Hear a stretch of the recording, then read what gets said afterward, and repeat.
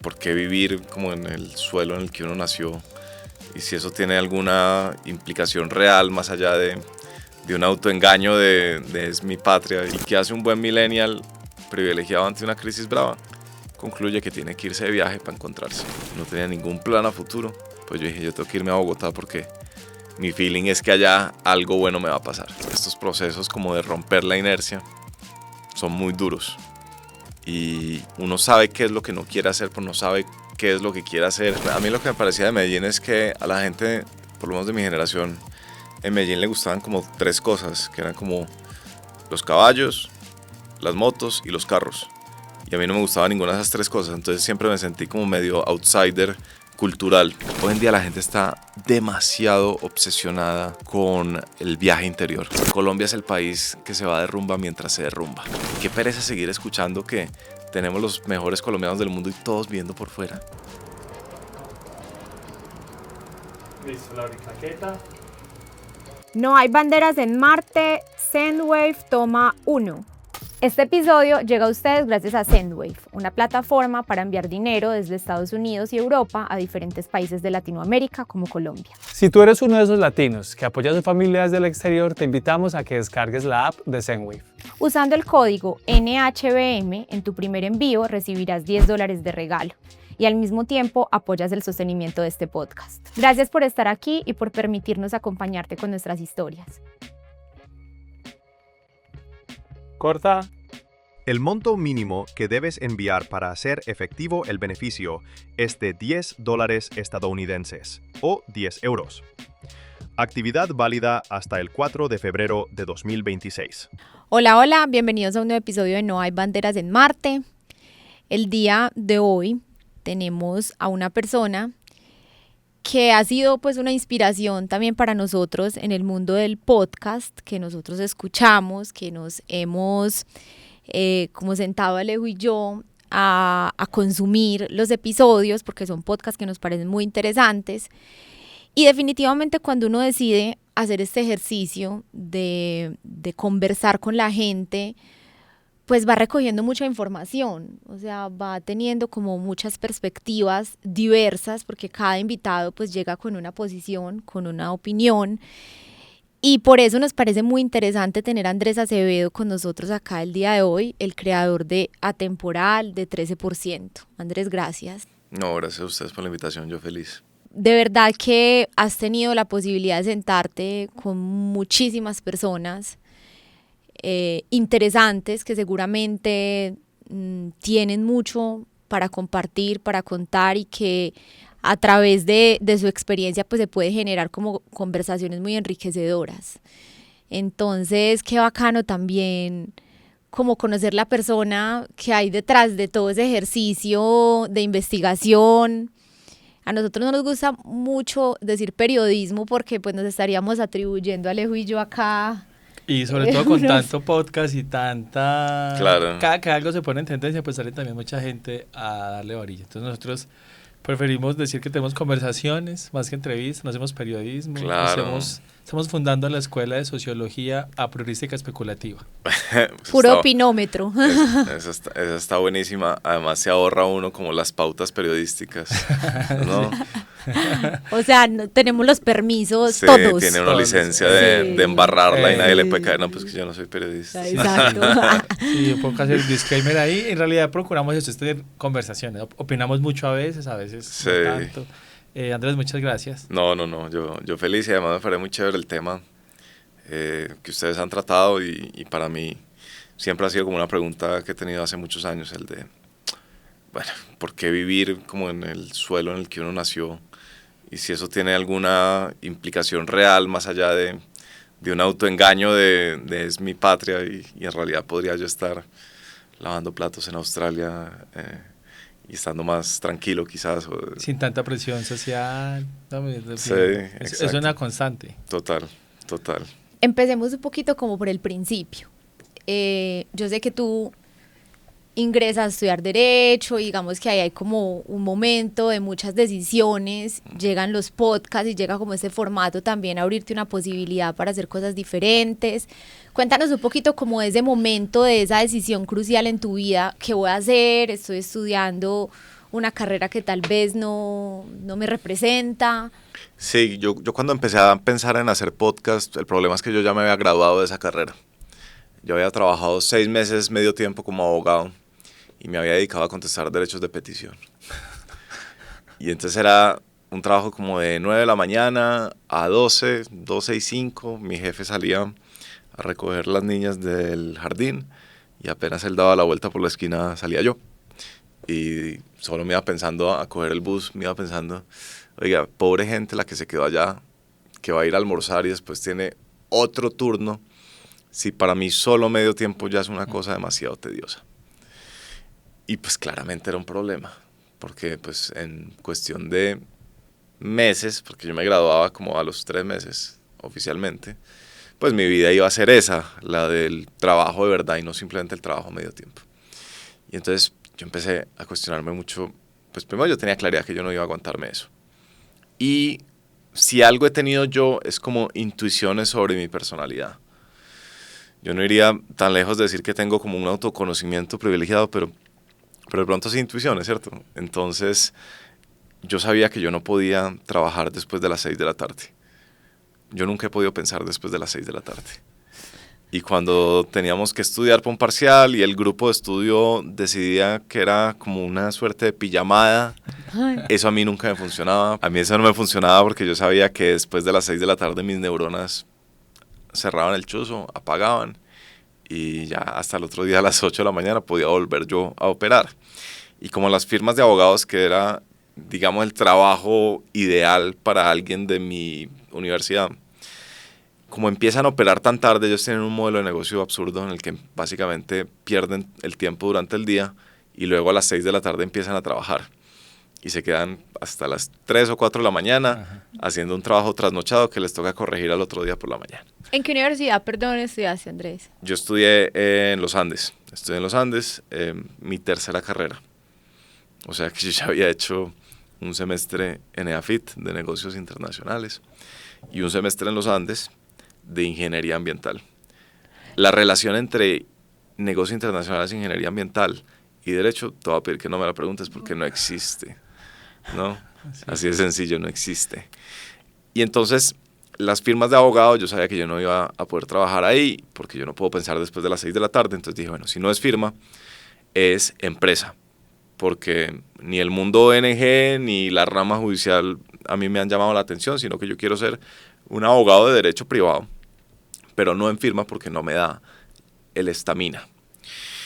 Y entonces como probé la empresa y la empresa me pareció lo más tedioso del mundo, ¿no? Como esa idea, como el cubículo y como tener al jefe al frente y todo el mundo sabe como dónde está uno, como esa vigilancia orwelliana, ¿no? del ambiente laboral del siglo XXI. Eso me pareció horrible y bueno, me tenía que graduar, me tenía que poner a hacer algo, no quería ser abogado, ¿qué me voy a poner a hacer? ¿Qué crisis? ¿Qué crisis tan brava? ¿Y qué hace un buen millennial privilegiado ante una crisis brava? Concluye que tiene que irse de viaje para encontrarse Total. a sí mismo. Ajá. Entonces me fui, había como un periodo de 3 meses en los que no era todavía abogado, pero ya no tenía materias. Ya había salido de la universidad y dije, bueno, me voy a ir de mochilero. Y arranqué y me fui de mochilero. Y en mi casa me dijeron, pues no hay plata para que te vayas para Europa. Y no, pues que yo no necesito plata. Exactamente eso significa ser mochilero. Y me fui a hacer voluntariados en esos que uno a cambio de trabajar le dan Hospedaje. techo y comida si está de buenas. Sí. El primero me dieron comida, en el segundo trabajo no me dieron comida. Eso fue ya otro cuento mucho más grave. Y en ese viaje descubro los podcasts y me entusiasmo con los podcasts. ¿Qué año más o menos fue eso? Esto es 2017. Hace 7 años. No, más, 8 años. Y entonces descubro los podcasts y empiezo a consumir podcasts y llega un momento en el que uno escucha tanto podcast que concluye que puede hacer su propio podcast. Y volví a Colombia con esa idea. Y además como con una idea más general de, oiga, toda la vida he querido hacer un proyecto y nunca he hecho nada que nadie me ha pedido. O sea, estoy muy acostumbrado a que me pidan que tengo que hacer tal o tal otro trabajo, tal otra entrega de la universidad. Nunca nada ha nacido porque yo en realidad quiero hacerlo. Entonces volví a Colombia como con esa idea. en ese momento una idea muy innovadora, pues porque creo que por lo menos en Colombia. Sí, esa fue la primera camada de los podcasts. Sí. Ahí Diana Uribe todavía no estaba jugando en el mundo de los podcasts. Ahí eran solo como retransmisiones de radio que subían en formato podcast. Sí. Y había 3 o 4 de la primera camada podcastera colombiana. Y sobre todo que me parece como muy teso es en ese momento como de innovación, venir uno a explicarle a los papás, no, es que yo ya no quiero ser abogado, quiero montar un podcast, una cosa que inclusive para la gente acá en Colombia es difícil hasta de pronunciar. Sí. ¿Qué es lo que hace su hijo? Sí. Pero ojo, después de haber empezado la tercera carrera, pues ya terminada. Además, no, mi conversación con mis papás fue dificilísima. Yo llegué a Medellín un diciembre, justo después de ese viaje, y les dije, los senté, porque yo sabía que iba a ser una conversación difícil, y les dije, tomé una decisión, y es que no voy a ser abogado. Y la pregunta obviamente es, ¿y entonces ¿Qué vas a hacer? qué vas a hacer? Y dije, no, pues voy a empezar un podcast y de pronto a escribir. ¿Qué tal mi plan tan sólido? Para darle tranquilidad a los papás. Y me contestaron una sola cosa. No era como, ya te cambiaste de carrera 3 veces, no era ningún reproche. Era un tema eminentemente práctico. Me dijeron, es que no tenemos plata para sostenerte. Y yo hice caso omiso, porque soy muy terco. Y sin ninguna perspectiva, sin ninguna posibilidad, me volví a Bogotá. Yo estaba aquí en Medellín de vacaciones. No tenía ningún plan a futuro. Pues yo dije, yo tengo que irme a Bogotá porque mi feeling es que allá algo bueno me va a pasar. ¿Qué bueno me pasó? En los primeros 3 meses absolutamente nada. Porque estos procesos como de romper la inercia son muy duros. Y uno sabe qué es lo que no quiere hacer, pero no sabe qué es lo que quiere hacer, ni cómo descubrir lo que uno quiere hacer. Y entonces tuve 3 meses absolutamente divagando, creyendo que estaba progresando hacia una nueva vertical de carrera, pero en realidad no, en realidad estaba como un poco perdiendo el tiempo, un poco procrastinando y un poco mucho angustiado pues de esa situación.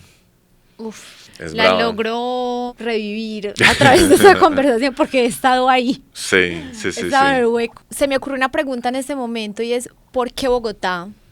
Estabas estudiando acá en Medellín, EAFIT. ¿En qué momento llega a Bogotá a tu vida? Mi hermana siempre ha sido la de avanzada de la familia. Y entonces ella a hoy ha vivido como en 6 o 7 ciudades. Y a uno ya se le olvida cuándo es que ella está en Buenos Aires y por qué fue que terminó en Chicago. Bueno, siempre ha sido la avanzada. Y apenas se graduó del colegio, ella dijo, yo me quiero ir a Bogotá a estudiar a los Andes. Y entonces ella ya había hecho como esa avanzada. Yo después del colegio me fui a uno de esos intercambios como de perfeccionar el inglés. Estuve allá perfeccionando mi inglés en Inglaterra, luego estuve en Francia también, 6 meses en total. Y cuando volví me pasó una cosa, y es que estaba hablando con un amigo y me dijo, de acá de Medellín, y me dijo, oiga, usted sí es una hueva. Si usted no se hubiera ido, ya tendría carro. Y yo dije, es todo lo que tengo que saber. Ya me acordé porque era la sensación asfixiante que yo había sentido en Medellín. Y entré a AFIT y AFIT no me gustó y la carrera no me gustó. Y en realidad no estaba muy contento en Medellín y estaba esa oportunidad en Bogotá. Y pues tenía una de esas frases contundentes que a veces dice un tío sin esperar que eso tenga mayor consecuencia. Le dice a uno, no, lo mejor de la universidad es hacerla a 500 kilómetros de distancia de sus papás. Y tenía como esa frase en la mente y dije, bueno, no, me voy definitivamente a Bogotá. Eso me permite resetear carrera y resetear vida, literalmente.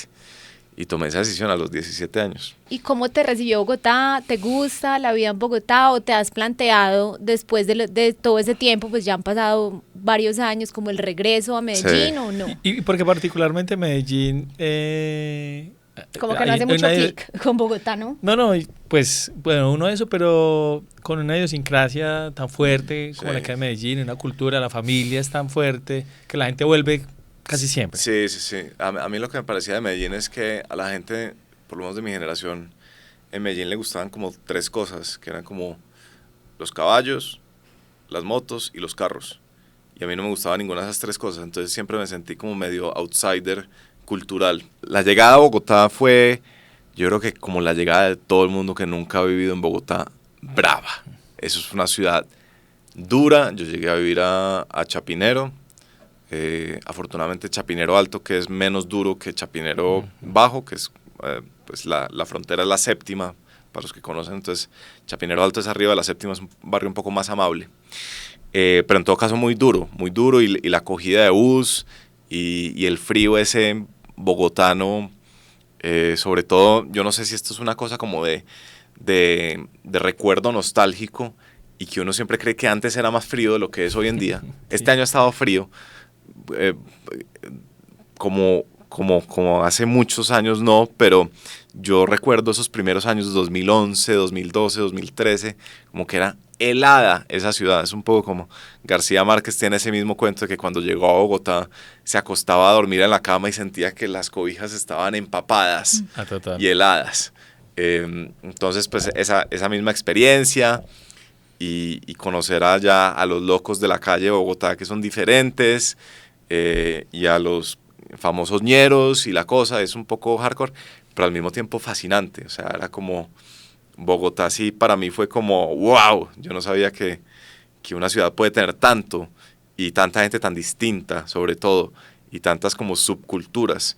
Y hay una cosa entre las relaciones paisas, rolos, y es que los paisas, o por lo menos los de mi generación, teníamos pésima imagen de los rolos, nos parecían que eran unos bobos, mientras que los rolos tenían súper buena imagen de los paisas. Entonces a mí me recibieron con los brazos abiertos. Ahora, para ir a tu pregunta, salto muchos años en la historia, y es que yo volví a vivir en Medellín durante casi un año, hace no mucho, hace como 2 años. Esos azares de la vida. Yo tenía un proyecto de irme a Madrid, con una novia que tenía, me echó básicamente, y yo ya había vendido mi nevera de Bogotá y ya había salido de mi apartamento, y como yo estaba viviendo en Medellín para ahorrar los gastos, pues quedé a los 30 años, midlife crisis, como dicen ustedes, quebrado, despechado, me estaba yendo como mal en el tema de los podcasts, me acababa de separar de mi socio de toda la vida de los podcasts, y otra vez viviendo con mi mamá. Entonces, para mí era como, al principio era como qué pesadilla, porque yo siempre había guardado esta imagen de Medellín como el lugar en el que yo no encajaba. Pero ¿saben qué? Me pasó que como que Medellín se portó tan bien conmigo. Es decir, no Medellín, la gente. Y me sentí como acogido, y fue como una reconciliación inesperada que tuve con la ciudad y con la gente, y le encontré como el encanto. Pero ya cuando ya estuve fuera de las trincheras y me sentí otra vez espiritualmente listo para retomar mi vida, sí fue como, no, yo no puedo vivir acá. lo mío es Bogotá, y volví pues a vivir a Bogotá ya hace 2 años. ¿Y la relación con tus papás cómo es? O sea, hoy ya abogado que no ejerces, pues Sí. siempre hay como una aspiración de los papás obviamente hicieron un esfuerzo tremendo para mandar al hijo a Bogotá, a los Claro. Andes, y hoy como reunión con amigos y tú dijo, no, mi hijo es podcaster. No, y eso tiene que ver con ese problema inicial de los podcasts, que cuando yo arranqué había que explicar que era un podcast. ¿Qué era? No, era como, todas las conversaciones eran 15 minutos más largas porque había que hacerle preámbulo. Entonces, claro, eso era difícil de entender para alguien contemporáneo, imagínense ahora para alguien de la generación de mis papás. Entonces, eso fue difícil, pero hay una cosa maravillosa, y es que los formatos de media que ellos sí conocen son absolutamente validadores. Entonces, la primera vez que yo salí en Teleantioquia, porque me invitaron a una entrevista en Teleantioquia, ahí ya fue como, no, va bien, va bien. Entonces, para ellos eso ya les dio como tranquilidad. Y hoy en día, no, súper bien, porque pues al podcast le ha ido muy bien, y me ha permitido hacerme como un camino en la vida que además es visible, y la gente lo sabe. Entonces, pues ya las amigas de mi mamá escuchan el podcast y le hablan a ella del podcast, entonces pues no puede vivir más orgullosa. Y pues ya hoy en día la gente sabe que es un podcast. Sí, total. Todavía no lo Muy pronuncia, diferente. todavía no lo pronuncia bien, pero... Pero Sí. pues con tanto podcast queda imposible que no, sí. Claro, ya estamos en otra etapa. Andrés, ¿qué tal esa mochileada? O sea, ¿de verdad sí fue mochileada o eres mochilero de los que dicen mochilero y no tan mochilero? Pues no sé cómo son los estándares de los mochileros porque hace mucho no Los de estoy en nosotros. contacto. Ustedes me dirán, entonces yo les cuento. Pues vean, llegué, ese viaje fue muy loco porque entonces yo me metí a una página, que seguro ustedes la conocen, se llama Workaway, y a buscar oportunidades, y eran un montón de oportunidades como de trabajar en hostales o de enseñarle inglés a niños de familia. Y había una que era la más bacana de todos, que era trabajar en un viñedo en Hungría. Y entonces yo escribía a muchas y ninguna me contestó, excepto la del viñedo. Yo decía, yo no puedo creerlo. La más bacana de todas y fue la que me aceptó. Entonces yo ya sabía que iba para Hungría, mi primer pedazo del viaje. Y tenía como 15 días antes, entonces me fui esos 15 días a Croacia, que no conocía. Y llegué a Croacia y en esa emoción, ¿no? Imagínense, tendría que 22, 23 años, haber vuelto a Europa, ¿no? A esa experiencia, porque yo ya había estado como 7 años atrás, haber vuelto a estar solo, era como otra vez como una juventud muy renovada, muy emocionada. Y entonces pues hice lo que hacemos los jóvenes, que es apenas vi un risco, me tiré del risco al mar, en Croacia. Entonces me tiré y caí como regular, entonces me empezó a doler el cuello y de repente sentí que no escuchaba por un oído. Este era el día 1 de un viaje de 3 meses en Europa. Sordo de un oído, no escuchaba absolutamente nada. Y entonces, yo soy hijo de médico, entonces toda mi vida el diagnóstico ha sido que me falta reposo. Pues yo no sé si o sea, como que todos los hijos de médico hemos sufrido la sobreconfianza del papá médico que le dice eso no es nada. Entonces uno llegaba esguinzado después de jugar fútbol y lo acostaban en la cama y le daban un acetaminofén. Entonces, pues yo, como soy de esa cuerda, entonces pues me quedé sordo, no entré en pánico, como que intenté aguantar, yo me estaba quedando en un hostal, obviamente. Al otro día teníamos un paseo como por islas en una lancha, de eso que uno se tira al agua y por debajo de las cuevas y no sé qué.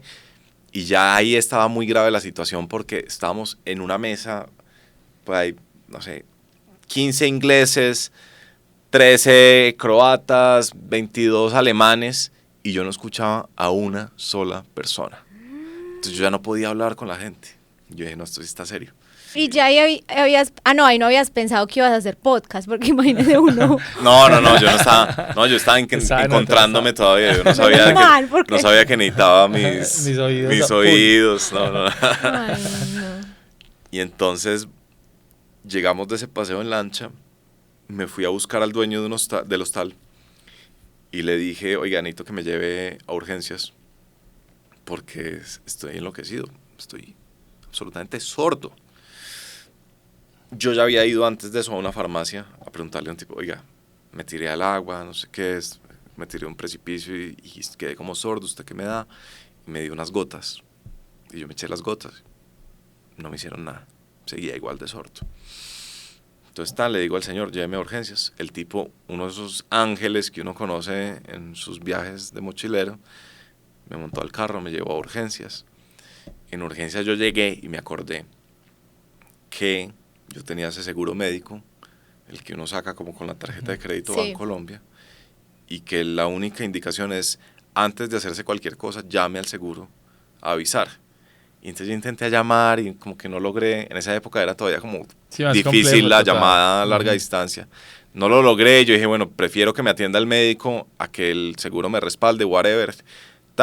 Me vio un médico, me dijo cosas en croatas, ninguna de las cuales yo le entendí. Y al final me dio un papelito con una receta, con algo que fuera a buscar a una farmacia. Y veo la cuenta y eran como 800 euros. Y yo, uy, puta. Y mi saldo disponible de la tarjeta de crédito, que era básicamente todo mi patrimonio para ese viaje, eran como 1.200 euros. Entonces, Al segundo día. al segundo día del viaje de 3 meses ya no tenía plata. Y como no había avisado al seguro, pues Había que pagar.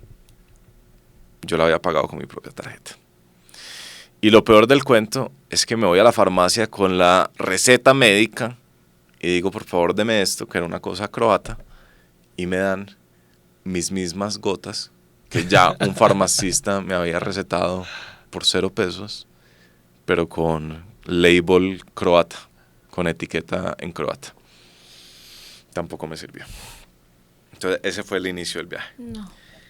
Entonces de ahí desarrollo funcionalidad de mi sordera, ¿cierto? Soy sordo de un oído, pero pues puedo seguir mi vida. Me voy a mi voluntariado en Hungría, que era con unos hippies, o sea, un inglés que tenía una joroba, estaba casado con una vieja de Lituania, tenían un viñedo y una granja orgánica, bla, bla, bla, y un restaurante vegetariano, o sea, imagínense la pareja de excéntricos, por supuesto, súper hippies.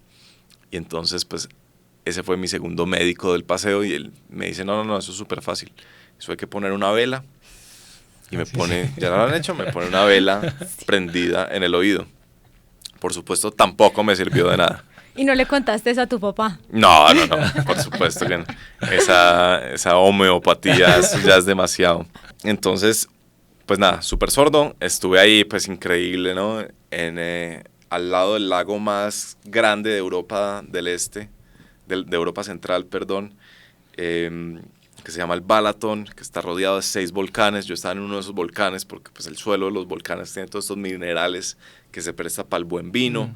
En un mundo absolutamente difícil de creer que exista todavía.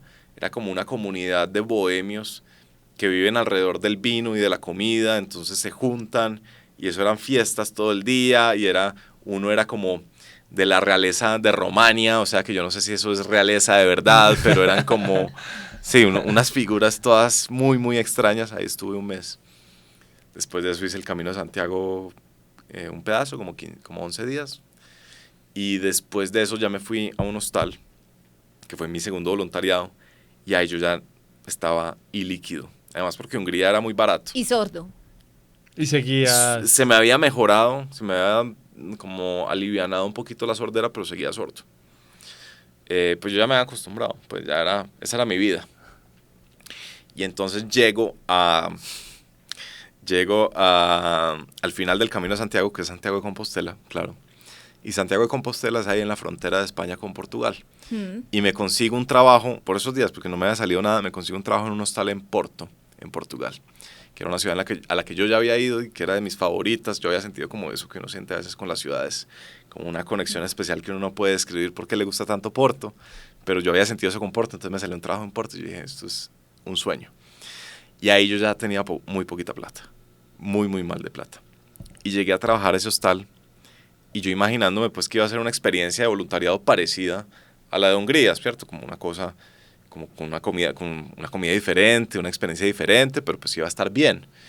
Y llego yo a un sótano como con 10 voluntarios, ninguno de los cuales se había dignado a limpiar el piso, de manera que yo miro debajo de mi cama y había una camiseta que alguna vez fue blanca, pero eso es lleno de mugre, de polvo.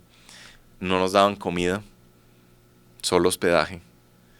Y entonces esa sí fue otra experiencia. Bravísima, bravísima. Aparte que le hemos dicho varias veces acá en el podcast, y es que la relación con la asepsia de los colombianos es muy particular. Somos Bien estrecha, ¿no? Sí, somos mucho más higiénicos que muchas culturas. Sí. Totalmente. Mucho más. Entonces mucho nos más. genera mucho más ruido. Sí. Y eso que yo soy bastante relajado en esos términos, y sí que lo era en ese entonces.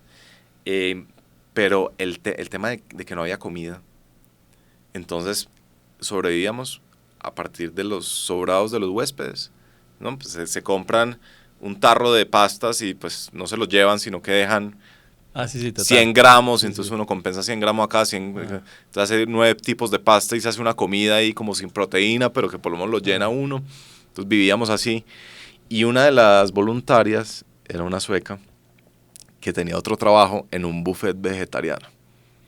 Entonces ella salía del trabajo y se traía todas las obras. Y entonces éramos así 8 voluntarios como Esperando unos a que llegara. tigres esperando a ver la puerta para que el momento que ella entrara nos le abalanzábamos a comer su comida vegetariana. Entonces ese fue el nivel de mochilero al que llegué. Era nivel tipo, pues no tenía plata para entretenimiento, entonces mi único entretenimiento era caminar. Pero caminar daba hambre, entonces me tocaba volver al hostal a ver si había algo de comida. Y eso duró como un mes también. Pero en algún momento como que dijiste, esta experiencia está dura, pero también uno a los 23 años pues tiene un grado de flexibilidad mucho mayor. Como que me voy a quedar por acá aventureando un poquito más, viendo a ver qué pasa. O ya tenías como súper claro, yo me vine 3 meses y en 3 meses tengo que volver. No, lo tenía súper claro. Y aunque era un poco así como tú dices, como de, pues tengo 23 años, ¿qué le hace? Sí tuve un momento como duro, como yo creo que como el único momento que yo he tenido complicado de salud mental, que además pues fue como 2 días o algo así, porque pues yo creo que muchos factores, entre esos, a mí me castigaron, entre comillas, en ese trabajo porque la embarré el primer día y me clavaron todos los turnos de noche. Entonces yo era básicamente el vigilante del hostal y ese switch a despertarse a las 11 de la mañana para mí fue absolutamente difícil de manejar, como que yo me despertaba ni que a las 11, pues a la 1, cuando yo sentía que ya el día se había acabado y mientras todos mis amigos voluntarios iban como de fiesta a Porto, yo me tocaba quedarme ahí como cuidando el hostal. Entonces eso me dio muy duro.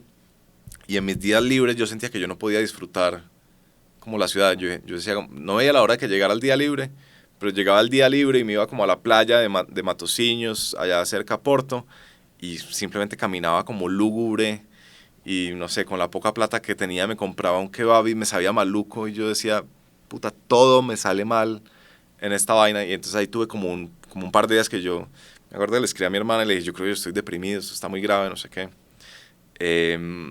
Entonces tampoco fue como que yo dijera, no, esto es duro, pero no le hace. Pero la estoy pasando bacano, Ahí la empecé a pasar bacano, como que literalmente le escribí a mi hermana, no sé qué, llegué al hostal, como que lo hablé con un par de los voluntarios, nos fuimos de fiesta y ya fue como, no sé qué se desbloqueó ahí, pero ya como que me relajé y empecé a gozarla, pero igual yo ya no fue como que yo dije, uy, yo quiero seguir haciendo esto toda mi vida. Yo tenía como una sensación que era como, hay una canción de The Killers que se llama Runaways. Yo sentía que yo estaba como con un grupo de Runaways. La sueca era una pelada que había tenido problemas con la mafia en Suecia, ¿no? Como que vendía drogas y entonces le tocó escaparse de Suecia y estaba allá. Había uno de esos alemanes super hippies que no faltan y estaba allá, unas gringas todas locas. Y yo decía como que es chévere vivir este momento, como de sentir que somos unos outcasts, una gente que no encaja en la sociedad, pero no soy yo. Sí, este no es el mundo en el que yo quiero vivir. No quiero hacer mi vida acá. en el que yo quiero vivir. Me ha sí. pasado. Sí, sí, sí. Me pasó a mí también. Yo me fui muy Sí, como un poco decadente y, Sí, y hay gente que genuinamente es así, pero como bacano como experiencia, pero de verdad este no soy yo. El mochilero eterno me parece que hay un momento en que es triste. El alemán de 40 años que lleva también. 20 viajando y nunca... Ahora, yo tengo un tema muy personal, es que yo creo mucho en el trabajo humano, o sea, yo no creo que el trabajo sea un castigo bíblico de Dios en el que el hombre le tocó empezar a ganar el pan con el sudor de su frente, sino que yo creo que el trabajo en verdad es algo muy esencial al ser humano y yo creo que es una oportunidad y es la manera como uno descubre su carácter y como uno usa su energía y crea cosas en el mundo y las ve crecer y las ve florecer. Entonces yo siento que es algo que es indispensable al ser humano y a veces en ese escapismo mochilero del alemán que lleva 40 años, lo que yo veo es eso, es como es una persona que ha renunciado a una cosa importantísima del ser humano que es asentarse y trabajar. Entonces también es como esa sensación la que yo he tenido. Justo ahorita grabamos un episodio y estamos hablando sobre lo idealizado que está el nomadismo y lo romantizado que está viajar. Como lo mencionabas ahorita, como también una herramienta de búsqueda de una generación Sí. que de pronto no tiene el futuro tan claro porque el mundo hoy no está tan claro. Pues yo siento a veces que es como una religión y la gente no sabe que es una religión. Esto tampoco lo he estudiado mucho, entonces como que lo voy a decir como muy por encima, superficial, pero es una intuición en todo caso que yo tengo, y es también el ser humano tiene una necesidad religiosa o espiritual en su vida. Ese es uno de los checkboxes que tiene el ser humano. Y entonces, pues si uno no se va por una de las religiones y si uno no es, por ejemplo, católico o cristiano, uno encuentra maneras de suplir esa necesidad de pertenencia y de significado. Y yo a veces pienso que toda esta movida instagramera en la que uno ve todo el mundo viviendo como su muy buena vida, que siempre involucra viajes, ¿no? Uh-huh. Siempre involucra viajes. Yo creo que tiene que ver con esto. Es como esta acumulación de experiencias y de viajes y de conocer el mundo ha sido como una manera de suplir ese vacío de nuestra época en la que la religión ha perdido adeptos y muchos contestamos siempre: no, yo fui criado católico, pero hoy en día no soy practicante. No soy practicante, y es como no nos damos cuenta, ¿no? Como esa frase famosa que dice que todo el que se confiesa ateo es un religioso que no sabe todavía quién le reza. Sí. Yo creo un poco esa idea, no tanto de los ateos, pero sí en general. Todo el mundo tiene una necesidad intrínseca de rezarle a algo o de tener un elemento espiritual en su vida. Y lo increíble es que no nos hemos dado cuenta que el modo viajero, ¿no? Modo viajero es una manera de reemplazar ese vacío tan grande de nuestros tiempos, ¿no? Sabes que esa reflexión que estás haciendo la he hecho yo mucho con el tema de las mascotas. Siento que entonces no, o sea, no, hoy ya entonces no, digamos que la alternativa por muchos motivos no es tener 3 hijos, pero entonces ya tenemos 2 mascotas o 3 mascotas y no hemos racionalizado que lo que hay es una necesidad de cuidado. O 50 matas. También, va por niveles, ¿no? Ni Primero perros, plantas. ni gatos, ni hijos. 50 matas. Pero hay que cuidar algo. Sí, es una necesidad como intrínseca de cuidado. Pues, o sea, yo creo que además tiene mucha lógica. Si uno lo mira, pues, mejor dicho, los seres humanos no empezamos en el siglo XXI. No, ha habido todos estos procesos evolutivos que se han gestado durante tanto tiempo que para mí es más difícil creer que simplemente en algún momento los dejamos atrás y conseguimos una nueva manera de ser absolutamente desarraigada de toda esa evolución histórica, ¿cierto? Entonces, sí, yo también comparto eso. Yo creo que sí, la frase esa, todo ateo es un religioso que todavía no sabe a quién le reza. Yo creo que hay unos instintos humanos imposibles de revertir y que encuentran manifestaciones más modernas y que a veces nos esconden en realidad qué es lo que estamos supliendo en nuestro muy elemental configuración de ser humano.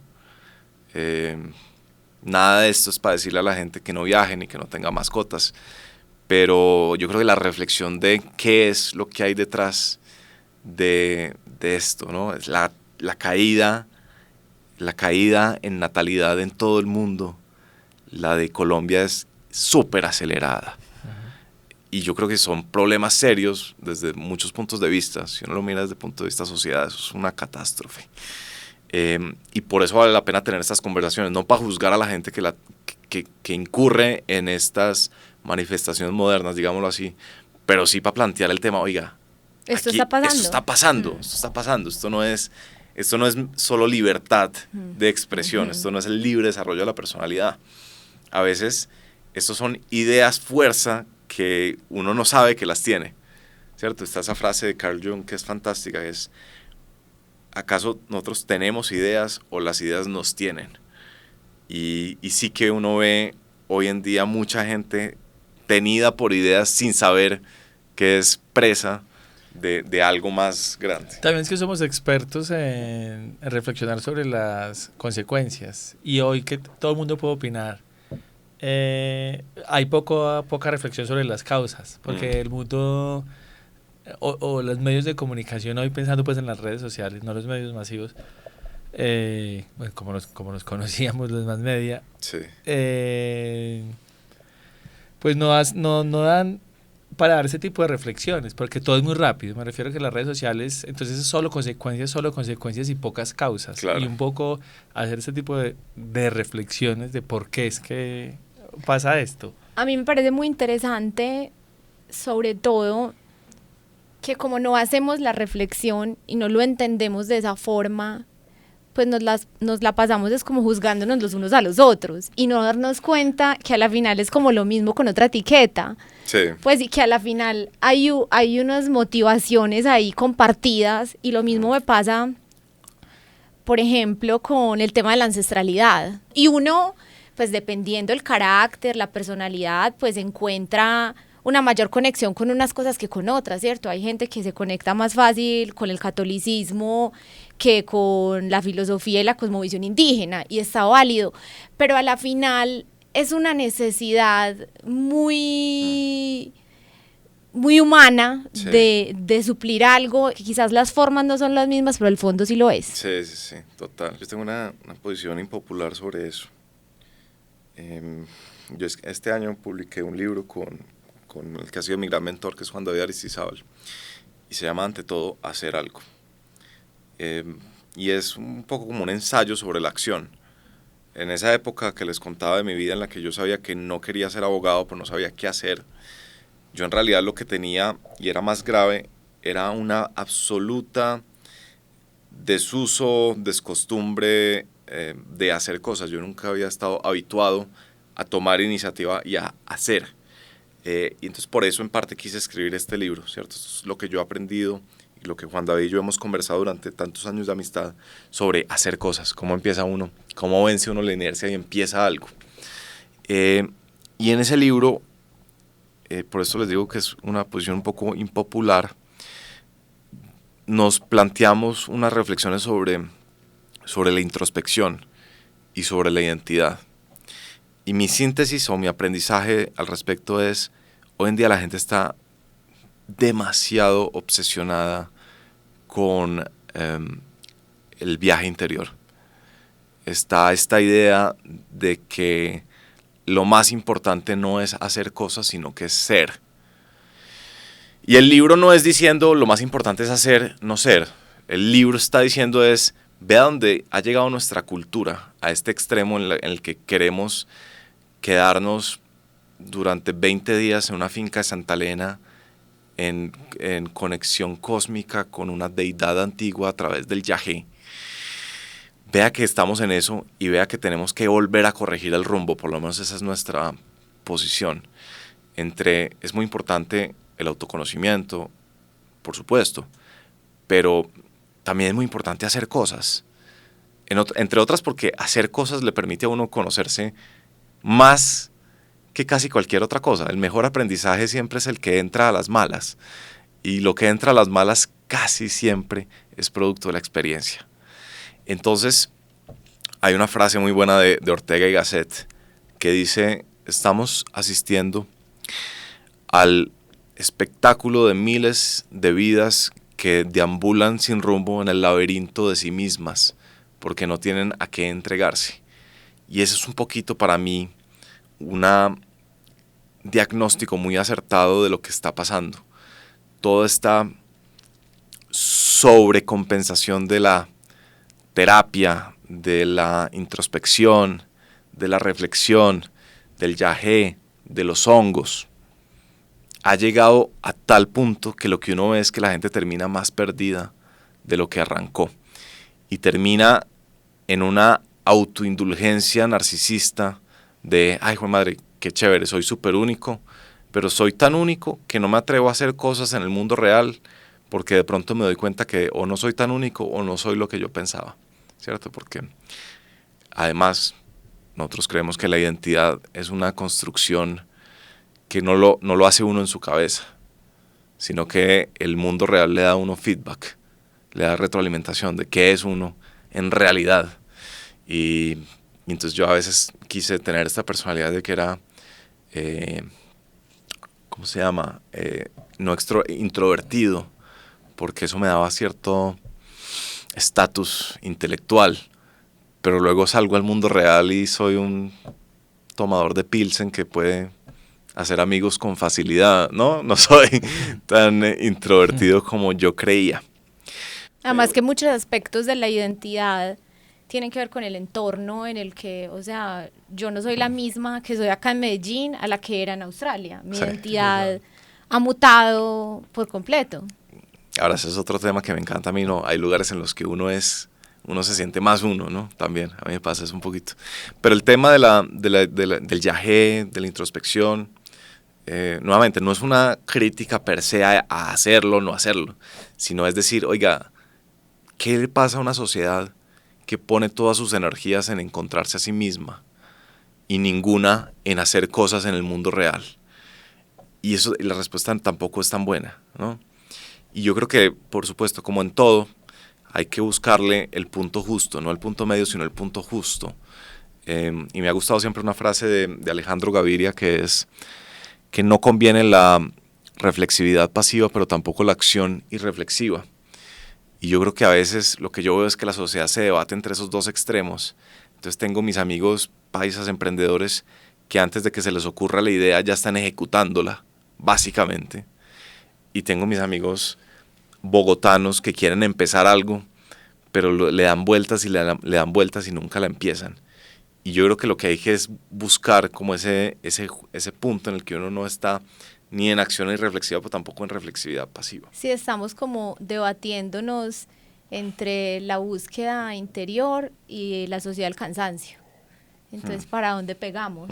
Porque es que cualquiera de los dos también tiene su oscuridad, ¿no? Sí, de acuerdo.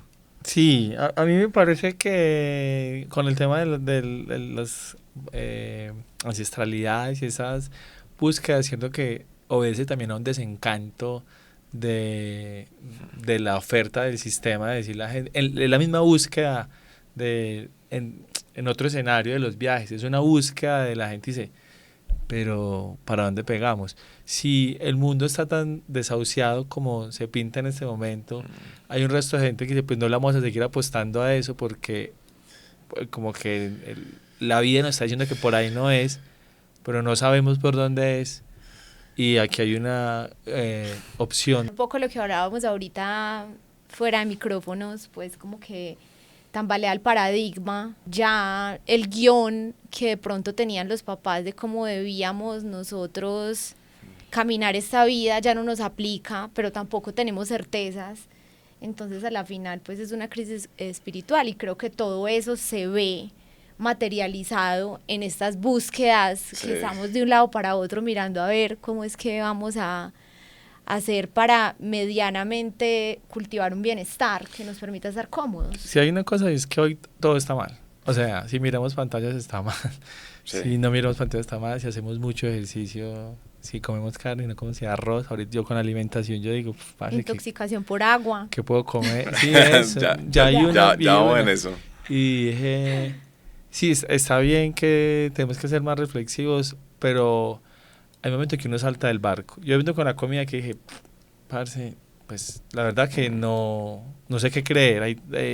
Pasamos total. De no acceder a la información. A mí que me tocó análoga al principio de mi adolescencia, a hoy que tengo sí, no sé, hay una crisis de verdad por eso precisamente. Yo no creo en nada. Yo en eso sí soy súper vieja escuela. Yo soy de los que me dicen en un café que no hay leche entera, que me ofrecen leche de almendras o algo así, yo digo, no hay leche. O sea, para mí la leche es la leche, ¿no? Sí. Yo no. Es otro producto de almendras, pero leche. Yo soy así de vieja escuela en los temas de alimentación. Pero bueno, ahí digamos que yo creo una cosa y es otra reflexión que yo creo que vale la pena que más gente se la empiece a hacer. Cuando uno mira cómo están compuestas estas empresas de redes sociales, Meta, ¿no? TikTok, Twitter, muy pronto se da cuenta que a la gente a la que más le pagan en esas empresas son a los ingenieros y a los publicistas que están encargados de una sola cosa, y es de mantenerlo uno el mayor tiempo posible metido en la aplicación, ¿no? Entonces piensen en eso por un momento. A la gente más competente, más inteligente del mundo le están pagando más plata que a ninguna otra para lograr una cosa, y es que todos nosotros nos quedemos ahí metidos adentro cuanto más tiempo sea posible. Y eso inevitablemente lleva al tema de la negatividad, ¿no? Porque todos sabemos pues que el candidato que habla de las masacres y de las bombas le va mejor que el que habla de la compasión y de la empatía. ¿No? Es simple naturaleza humana y un tema de atención. Pero entonces, eso explica mucho de lo que nos pasa, ¿no? Tenemos esta ventana hiperadictiva al mundo, que en realidad no es el mundo, sino que es una puesta en escena del mundo manufacturada por algoritmos que han sido diseñados a su vez por gente muy, muy capaz, que le pagan una millonada para hacernos adictos a esa vaina. O sea, estamos frente a las máquinas de azúcar más disimuladas del mundo, porque por lo menos cuando uno era adicto a la máquina de azúcar hay un momento en que el estómago le dice, no más. En cambio, con esta cosa podemos pasarnos horas y horas y horas mirándolo. Entonces es una idea que yo creo que habría que pues, preguntarse si eso es buena idea, uno ser el peón de un ingeniero de Silicon Valley. Además, todo esto es en Silicon Valley. Y déjenme decirles, yo tuve el honor de que me gané una beca de un economista muy prestigioso que se llama Tyler Cowen, que me dio básicamente un grant para poder desarrollar mi proyecto. Y eso me da acceso a la comunidad de las otras personas que se ganan el grant. El 90% son de Estados Unidos o viven en Estados Unidos. Y esta es como gente súper tesa, súper inteligente, pero también un poquito como con ese autismo gringo, ¿saben? Como que esta no es, esta gente que de pronto no le molesta tanto ser seres humanos o que el mundo esté gobernado por robots, ¿no? Entonces yo he tenido como esa ventana, y eso es un poquito como la cultura que existe en Silicon Valley. Ellos no son los más team human del mundo, ¿no? O sea, si uno compara a los de Silicon Valley con nosotros les ganamos en ser team human de lejos. De manera que en ese mundo, en ese caldo de cultivo, es donde están todas estas personas que nos han logrado volvernos adictos a estas redes sociales. Entonces yo tengo como esa impresión. Yo por eso digo que todo cuanto anuncio sale, hace esto para tener más seguidores, hace esto para que tu contenido se vuelva viral. Nadie, o sea, pues si existiera la fórmula, ya se les habría acabado a ellos el negocio. O sea, la idea es tenernos tan confundidos. Eso sí, que no paremos de hacer. Total. Porque si paramos de generar contenido, ahí sí se acaba. Sí. Sí, nos confunden, nos tienen esclavos de... Todo el mundo está descifrando el algoritmo y todos los días alguien entendió el algoritmo. Sí. Súper chistoso. Andrés, vos como constantemente hablas, ahorita te decía yo como con académicos, con técnicos, con políticos, con empresarios, y te decía que la percepción que hay del país es como un detonante para que la gente se vaya o para que la gente vuelva. Indiscutiblemente hay unas realidades que son así, que son factos, y la gente se va por extrema pobreza, por necesidad, por búsqueda, pero sí hay una percepción del país que motiva mucho eso. Sobre todo el regreso. Cuando uno está por fuera está muy asustado de regresar, porque está eso sobre la mesa, es que Colombia está mal, y no es ahora, sino siempre ha estado mal. vos, si te pregunto vos de los que el barco se está hundiendo, eres un negativo. Quiero decir esto y no quiero decir que es partidista precisamente en este momento. Es que Colombia es como un proyecto fallido porque parece que es como la historia de este país. Sí. Porque estamos entre ellos y los hiperesperanzados. Sí. Que yo me estoy pasando para el hiperesperanzado. Ahora, después de haber sido el más pesimista del mundo, digo, Sí. no, para acá se puede, están pasando cosas muy chéveres. Sí. Bienvenido. Sí, bueno. ¿Vos en dónde la jugás? Yo creo que estamos en un momento crítico. Creo que lo que pase en las próximas elecciones, no para meternos mucho en política, pero hay que decirlo, yo creo que es crucial. Yo sí creo que aquí hay proyectos que pueden llevar a este país a la deriva. Ahora, lo bueno de Colombia es que cuando uno mira los videos de Colombia Oscura, esas cuentas como de atracos y de accidentes, uno dice, no, pues esto es inviable, este país. Uno no puede salir a la calle porque lo acribillan.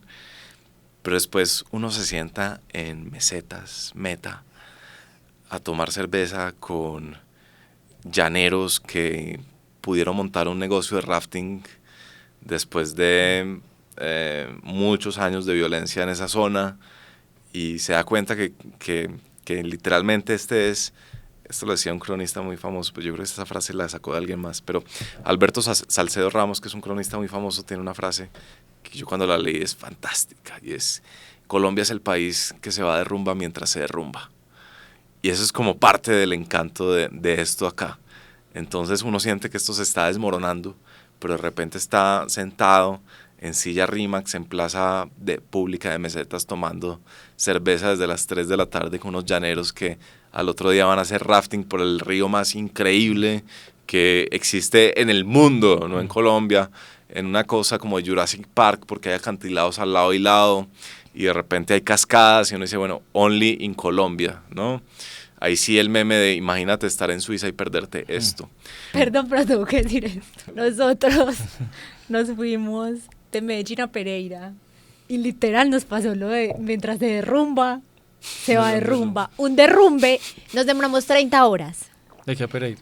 Y el bus se convirtió en un bus estudio. O sea, Yo lo tengo grabado. No. Todo. el conductor se quitó pues como su traje elegante de conductor de bus, porque íbamos en un bus, y quedó en esqueleto. Sí. Prendió las luces, no había comida porque quedamos en medio de la nada. Pero llegó alguien a vender trago. Alguien llegó con... Eso sí había. Sí, Eso eso sí fue había. lo que llegó. Se armó una fiesta O sea, monumental. El bus tiene como unos strovers Sí. para avisar. Claro. cómo se llama. Entonces, Sí. strover, Ay, no. música y una fiesta. Eso es, de verdad que es como surreal.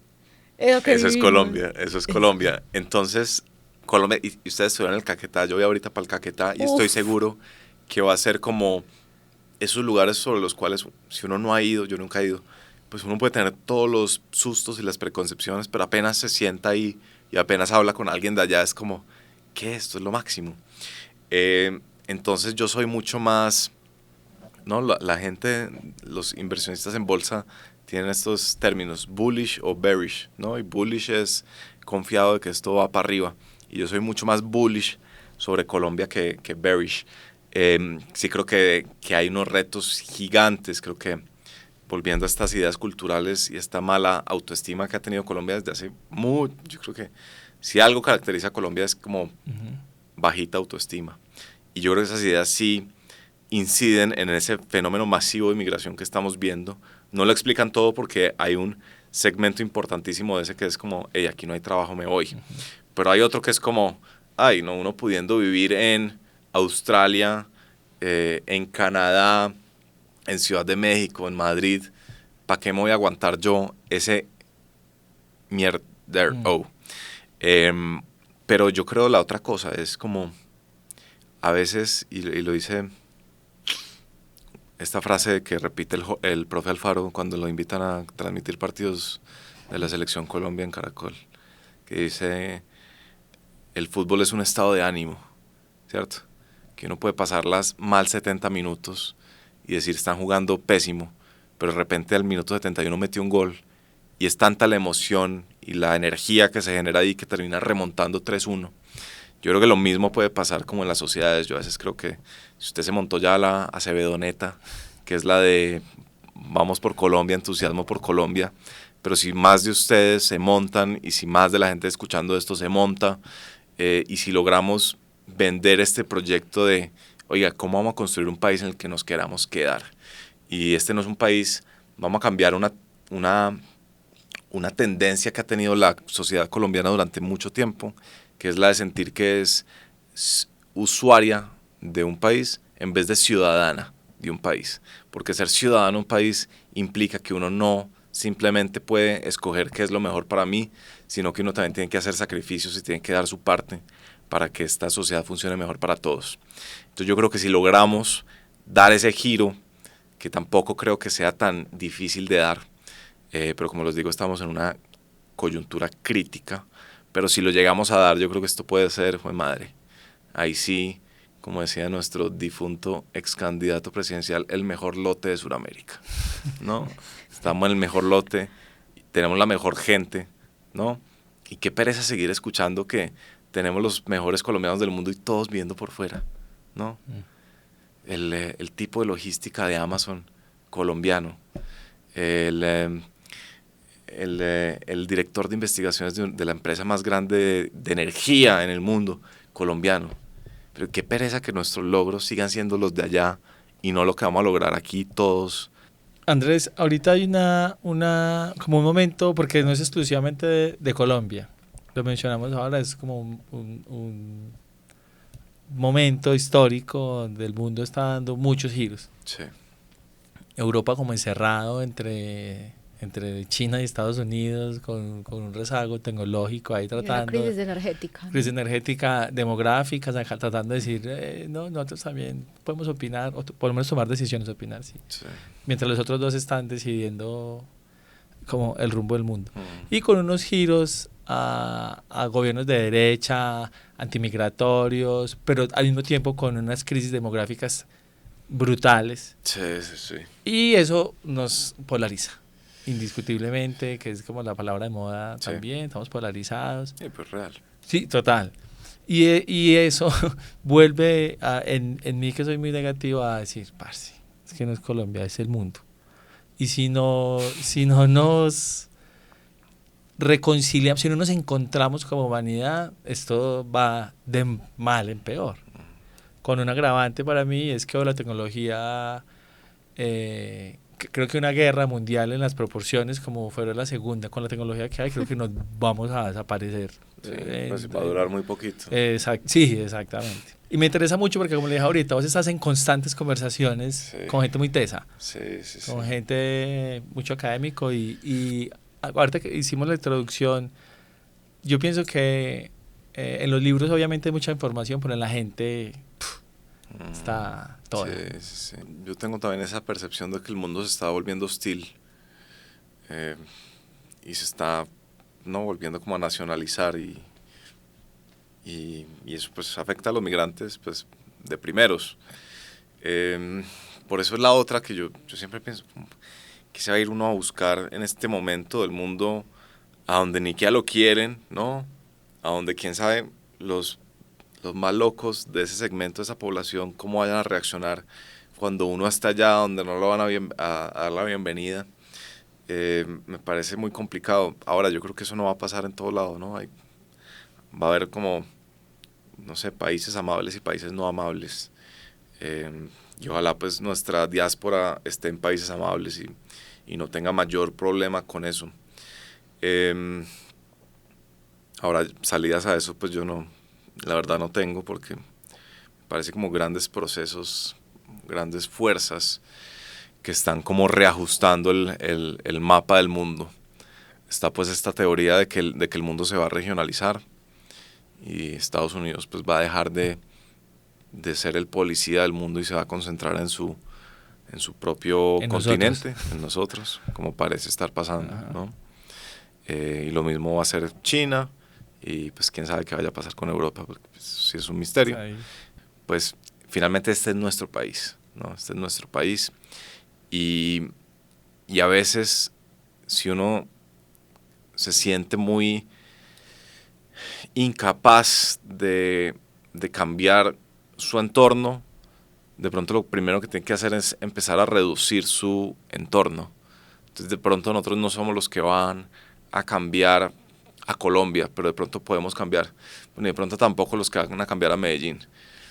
Bueno, y quizás tampoco los que van a cambiar al Poblado o Laureles. Pero oiga, ¿qué tal si somos los que van a cambiar la movida de librerías en Colombia, ¿cierto? ¿Cómo podemos lograr que las librerías que están luchando por sobrevivir lo logren? ¿No? Como que uno puede ir reduciendo sus proyectos al punto de que uno siente, oiga, sí, el mundo está muy jodido, pero aquí estamos haciendo cosas, ¿no? Aquí estamos sintiendo que estamos progresando. Yo creo que de lo peor que puede sentir el ser humano es que no está progresando. El agua estancada, ustedes vieron biología, genera chikungunya y todas esas vainas, ¿no? Entonces el ser humano igual tiene que fluir en el sentido de que tiene que estar en constante progreso, en sentir que, oiga, vea que este problema que estaba jodido cada vez está menos jodido, vea que nos estamos, como dicen por ahí famosamente, comiendo el elefante a mordiscos. Entonces yo creo que pues, si uno puede hacer algo al respecto es empezando a reducir su círculo de influencia, ¿cierto? Y de ahí ganando confianza. Porque con los retos que se nos vienen yo sí creo que es importante que todo el mundo se sienta más confiado de su capacidad de llevar a cabo proyectos y de hacer cosas. Te escucho y se me viene como una discusión que en redes sociales vi en estos días y es como si es necesario en realidad en la vida tener un propósito o no tenerlo. Pues como que hay quienes piensan que eso se volvió también como ponerle una tara más a la vida de no, es que si no tengo un propósito, entonces no estoy haciendo nada, ¿no? Hay gente que no es tan trascendental, es mucho más práctica y simplemente si tengo que ir a tender unas camas a un hotel, pues voy y las tiendo, así mi propósito no sea un propósito mayor, ni le esté cambiando la vida a la humanidad. Pero hay otros que piensan que el sentido de la vida está muy ligado a ese propósito. Sí. Ahí vuelvo a lo que dice Alejo. Pues vos que has tenido como la oportunidad de hablar con tanta gente que hace cosas, que tiene proyectos, ¿crees que es como que necesario, inherente al desarrollo personal del ser humano, tener un propósito o no tenerlo? Yo era de ese combo. Yo era de los que creía que el propósito era importantísimo. Ya no lo soy. De hecho, el primer podcast que hicimos con Nicolás Pinzón, mi socio, se llamó 13%, que era una estadística que decía solo el 13% de la gente le gusta su trabajo, está conectada con su trabajo, y nuestra intuición al principio es, a esta gente le falta pasión, y para tener pasión por un trabajo lo que hay que tener es como un propósito. Yo ya he reevaluado eso. Yo creo que todo el mundo que escucha un podcast sobre el propósito o a una conferencia en la que alguien le dice que es muy importante tener un propósito, llega a su casa y no sabe qué hacer. Y al otro día sigue sin saber qué hacer, y al otro mes sigue sin saber qué hacer, y a los años no hizo nada. Yo creo que lo más importante es qué son las ideas conducentes a la acción, porque solo la acción cambia las cosas, ¿no? Nada cambia si nada cambia. Y mi experiencia y mi percepción es que lo del propósito no conduce a casi nadie a la acción. Creo que mejor que eso, y está en nuestro libro, en Ante todo hacer algo, es tener referentes. Como que en vez de preguntarse qué es lo que yo debería hacer, uno a veces debería preguntarse más bien es qué haría tal persona si estuviera en mis zapatos, ¿cierto? Es la pregunta cristiana por excelencia. What would Jesus do? ¿Qué haría Jesucristo? Y nosotros la hemos aterrizado a los temas más vocacionales y más de carrera.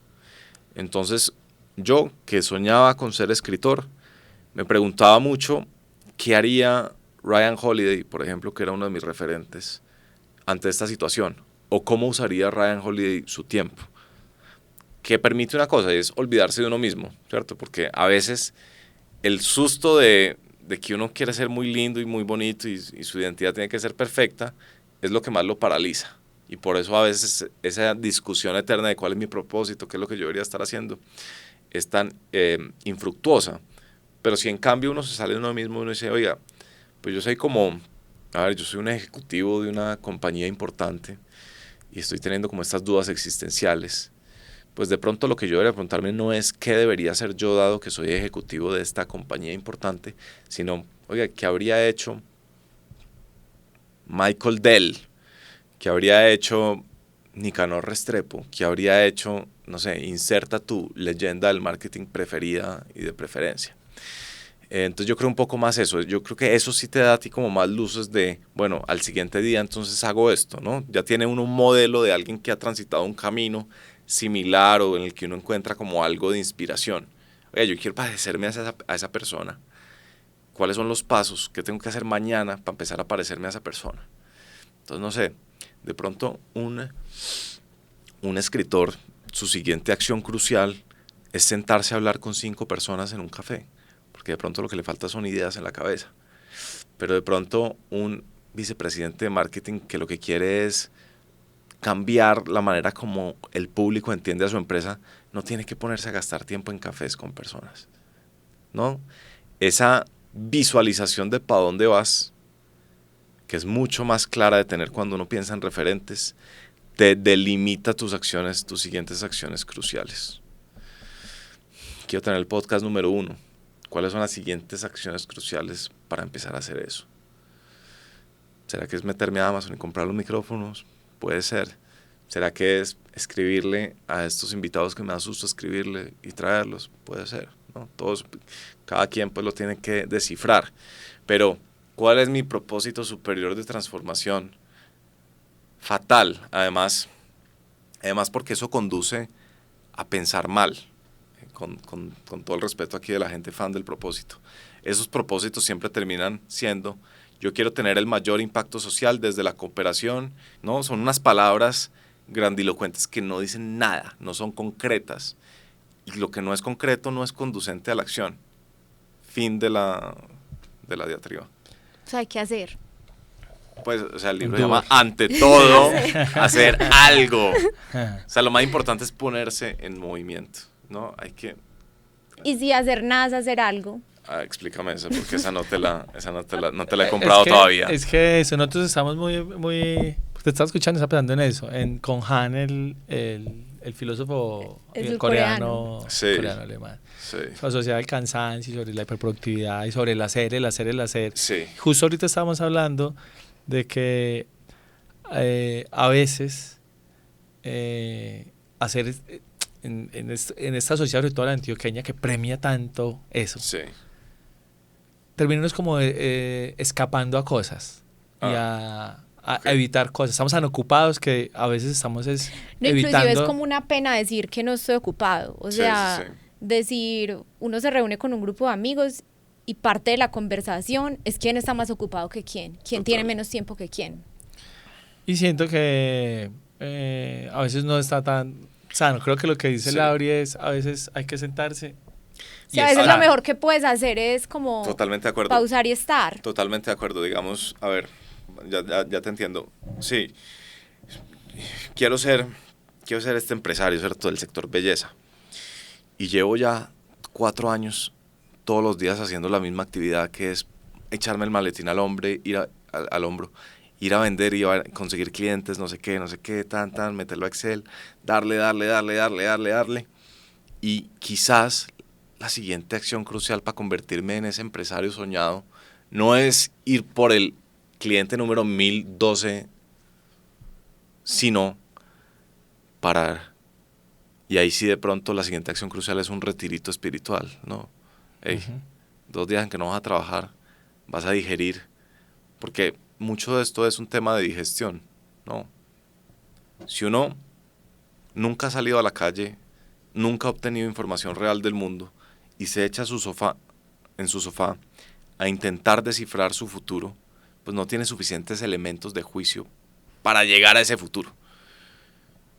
Pero también, si solo estás en la calle sin parar, porque necesitas conseguirte el cliente 1072 y 1073, pues no vas a tener nunca tiempo para digerir. Yo creo que un tema con el trabajo humano, yo creo que hay una analogía que me gusta mucho, que se le inventó un amigo mío que se llama Eduardo Salazar. Dice, la mayoría de la gente trabaja como vacas, es decir, llega a la oficina a las 8 y está hasta las 6 y está rumiando, ¿no?, la comida de una manera con el mismo ritmo durante 8 horas. Pero él dice, en realidad los humanos somos más parecidos como a los leones. Y somos más de ir a cazar en un sprint brutal y luego reposar. Eso no quiere decir que uno trabaje 2 horas al día. Esa no es la analogía exacta. Pero sí es un tema de atacar las cosas con intensidad y luego tener suficiente tiempo para aprender de lo que uno está haciendo. Yo creo que la reflexión constante durante la actividad profesional es absolutamente crucial, porque si no, uno no está avanzando en la curva de aprendizaje, sino que simplemente está haciendo la misma actividad en el mismo nivel de desempeño con el que entró. Y todo el mundo, por lo menos espero yo, tenga la intuición de que uno no quiere tener el mismo desempeño cuando era practicante a cuando es vicepresidente de marketing. La idea con el trabajo humano es que uno cada vez esté mejorando su capacidad de desplegar su energía, es decir, su capacidad de trabajar. Entonces, por eso creo que ser más como leones en el sentido de vamos a meterle toda, pero luego vamos a tener tiempo de reposar, ¿no? Vamos a cazar con intensidad y luego vamos a perder el tiempo mientras aprendemos. Y también, ahora que te escucho decir eso, hay quienes piensan que el éxito profesional Sí. en la vida se debe mucho como a lograr diluir esa línea que existe entre la vida profesional y la vida personal. Sí. O sea que en realidad el aspecto profesional pesa tanto que logra diluirse una cosa con otra y a la final estás haciendo eso de una manera como mucho menos delimitada. Sino Sí. que es que esta es mi pasión, eso es lo que me mueve. ¿Cómo lo ves? O sea, ¿hasta qué punto eso funciona o no funciona? Pues yo soy un poquito partidario de eso en el siguiente sentido. El famoso balance vida-trabajo. Yo creo que es muy inútil si uno lo entiende como tengo que balancear esta parte que es mi vida y esta parte que es mi trabajo. Porque yo creo que eso es inevitablemente una estrategia fallida, porque no sé, entonces llegará el momento en que el trabajo se pone duro y de repente uno sí le tiene que meter mucho al trabajo, pero entonces tiene que estar siempre balanceando la vida familiar. Entonces lo que yo creo más bien es que uno lo que balancea es el nivel de intensidad en diferentes momentos, ¿no? Yo creo que uno no siempre, mejor dicho, no es una fórmula para los 365 días del año, sino más bien es una conciencia de que a veces esto implica dedicarle toda su atención y toda su intensidad, y a veces esto, es decir, la vida familiar, también implica eso, y también hay que meterle más a eso. Pero yo sí lo veo como mucho más una cosa integrada, ¿no? Es que para mí tenemos energía, tenemos que gastarla de alguna manera. La mejor manera para mí es trabajando, porque es lo que nos permite conocernos, desarrollar carácter, conocer gente, disfrutar, compartir.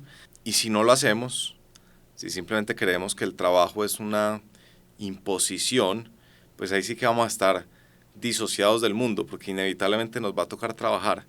El desapego respecto del trabajo, pues a veces uno cree que los franceses lo logran, ¿no? Como que los franceses son como, sí, eso es el trabajo. O los italianos. Eso es esto, o los italianos. Pero yo creo que esas teorías no funcionan aquí en el trópico, ¿no?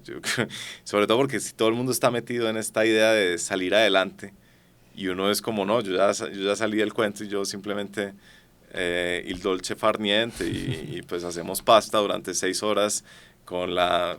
Qué chévere hacer pasta durante 6 horas. Con la nona. Con la nona, sí, con la nona, como una vez al mes, como para probar cómo es eso, ¿no? Como oiga, este es un momento diferente de la vida, vamos a hacer esto con intensidad.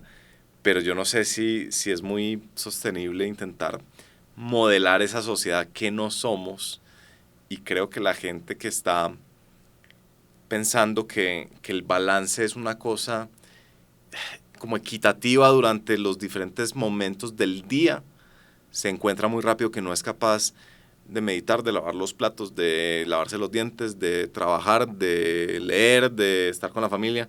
Eso en un mismo día es demasiado. Por lo que yo creo, por eso yo hablo como de los momentos de intensidad. Momentos de intensidad del trabajo, sí, pero también momentos de intensidad con la familia. No lo mismo, no todo al mismo, como esa película, Everywhere, Always, All at Once, no todo al mismo tiempo en el mismo día. El que parta el calendario así como como dándole un poquito a otro, porque además está desconociendo una cosa de la cognición, y es, a los seres humanos nos cuesta mucho cambiar de actividad. ¿Sí? Toda esta idea de la distracción de, no sé, estás escribiendo ahí un ensayo y de repente viste el celular, esa sola mirada del celular no es que te haya hecho perder 5 minutos, sino que te hizo perder los 20 que te cuesta volver a retomar. Entonces el costo cognitivo de estar saltando de actividad en actividad es muy alto, y por eso el que intenta como vivir 9 vidas dentro del mismo día le cuesta muchísimo. Yo por eso creo más, oiga, vamos a tener un mes duro en el trabajo, pero el próximo le vamos a dar mucho más suave, vamos a optimizar más la vida de la familia. No sé. Y también hay renuncias a las que yo por ejemplo, yo me salí del cuento de hacer mercado. A mí me parece es una gran estafa. Esto es muy impopular, pero a mí eso me parece una manera muy subóptima de usar mi tiempo. Ir a mercar. Y no me pierdo nada si no voy a mercar, y no quiero que en mi casa estén cosas ricas para comer. Prefiero gastar mi tiempo, por ejemplo, generando ingresos para poder pagar un Rappi que me traiga comida rica para comer. Es como que ese trade-off, Sí. yo soy Sí, súper sí. claro en eso, y no tengo necesidad de sentirme, No podría. como completo. Sí, pero hay equipos. Claro, y creo pero- que hay un equipo que es mi tiempo es mucho más productivo invirtiéndolo en esto Sí. que lo otro, sí, total. Sí. Ahora, por lo mismo, uno vive en un entorno. Cuando viví en Madrid 3 meses era como, iba a mercar todo el día, pero era como, pues es otra vida, es como, Sí, sí, sí. ¿no? Como allá son días largos, no necesariamente estoy concentrado en el trabajo en esta época de mi vida, pues me da el gusto de hacer mercado, y qué rico comprar queso de cabra y salmón ahumado y la vaina, pero, y hacerse la comida y la cosa, pero ese es modo allá. Sí, no están tus prioridades. Un modo acá es modo combate. Aquí es, fue puta, El episodio más duro que has grabado con la temporal, o 13%, pues sí. más duro. Sí, como que así más se haya, duro. que más se haya costado. confrontado, que no fluía, que... No sé, a mí a veces me pasa que hay cosas con las que no estoy de acuerdo en tiempo real, pero luego me doy cuenta que es que me generan mucha incomodidad, y muchas veces esa incomodidad para mí es una señal como de algo que mi subconsciente sabe que yo quiero cambiar o entender de una manera diferente. Entonces eso me pasa. Pues estoy intentando pensar en ejemplos concretos. Hay una señora que es muy buena, y a mucha gente le ha gustado la entrevista, pero la sufrí. Se llama María Mercedes Cuéllar, porque es como la leyenda de la economía colombiana, además una mujer que estuvo en gobiernos desde el 80 y pico, y eso es, mejor dicho, muy pocas, con los dedos de la mano se contaban las mujeres en la década de los 80. Es una berraca. Entonces yo le decía, oiga, María Mercedes, ¿y cómo en esa época de los 80s, con todas las bombas y ustedes allá en el gobierno? Y me contestaba, no, eso era muy complicado. Y yo, ¿y complicado cómo? No, era muy difícil. que me mato. Dame más. Creo que después se soltó y a la gente le gusta mucho esa entrevista, pero esa la sufrí además porque yo vivía con un roommate, y viví como en 2 temporadas con él. La primera, pues habíamos llegado obviamente al acuerdo de que yo tenía un podcast y que era importante para mí grabar ahí en el apartamento. Sí. Entonces la primera súper respetuoso, y la segunda ya había perdido la vergüenza. Entonces, ¿sabes? Como era Mercedes, me acuerdo que él estaba como en la sala, se hizo en la sala esperando un domicilio. Ay, con la novia. no. Entonces ellos creían que era mejor que ellos estuvieran en la sala para que cuando sonara el citófono ellos contestaran, pero era peor porque María Mercedes era como mirándolos como, ¿quiénes son ¿Qué esas está pasando? personas? Ay, sí, juepucha. Sí, Un innegociable en tu vida, ya para cerrar. Ahorita dijiste como... no hago mercado. o sea, definitivamente. Iba a dar ese ejemplo del habla. Que la mayoría de las mañanas no sean afanadas es importante para mí. Oye. No todas, a veces sí me toca pues salir de una o estar muy temprano en algún lado, pero por lo general tener ese tiempo. Si mañana se acabaron los podcasts y tuvieras que elegir entre el mundo corporativo o público, ¿cuál dirías? Me voy de mochilero 3 meses. Sí. Ah, te funcionó. A ver qué otra señal sale por ahí. Posiblemente me gustaría probar el mundo público, sobre todo como un tema de antropología, ¿no? Como de observación. y entender bien cómo funciona eso. Fast board. Sí, sí, sí, tal cual. Andrés, gracias. No, Tremenda a ustedes. conversada, nos pegamos. Muchas gracias, qué gusto estar con Brutal. ustedes. Bacano, y sí, muy muy bacano chévere. conocerlos. Muchas gracias. Muy chévere la conversada, de verdad que me la disfruté muchísimo. Y yo obviamente los que no conocen Atemporal, pues súper sencillo. Atemporal están todos los episodios, tienes bastantes. Unos invitadas. Ya vamos para los 200, 190 y pico. Bueno, este año salió el libro también, está ante todo hacer algo, disponible en librerías. Muchos de estos temas que hemos hablado están ahí, entonces, pues nada, muchas gracias a ustedes por la invitación. A ustedes muchas gracias por acompañarnos cada semana en estas conversaciones. Esperamos que hayan disfrutado de esta tanto como nosotros. Y ya saben que nos encuentran como @NoHayBanderas en Marte en todas las plataformas. Nos vemos en 8 días. Gracias, Chao. chao.